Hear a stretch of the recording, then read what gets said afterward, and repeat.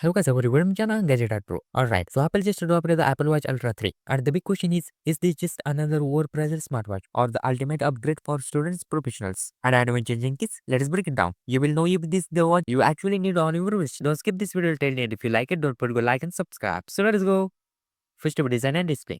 The Ultra 3 still rocks that rugged titanium case. But now it's lighter and slimmer, so it doesn't feel like a brick on your wrist.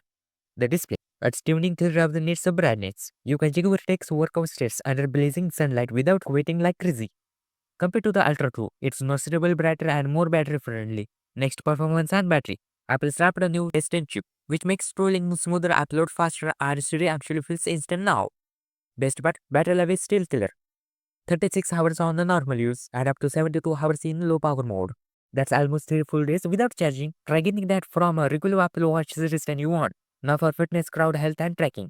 You have got advanced GPS accuracy. Now training zones and deeper sleep analysis that honestly very accurate. It even checks your heart rate during extreme workout like hunting, swimming or cycling. Compared to the cheaper smartwatches, this one's basically a personal trainer and health coach strapped to your wrist. And here's where the Ultra 3 shine. Adventure and safety. We are telling you broke diode tracking advanced compass modes. And built-in emergency siren that's so loud it could save you in sketchy situations outdoors. If you are into hunting, suffering, or just want the space of mind, this watch has your back way more than the standard Series 10. Of course, it's still an Apple Watch. So you get a message, Apple Pay, FaceTime, audio music streaming, and now a smoother integration with Vision Pro. Basically, it's not just a watch, it's a mini phone on your wrist. The only catch, starting price is around $799, which is definitely premium. So here's the bottom line.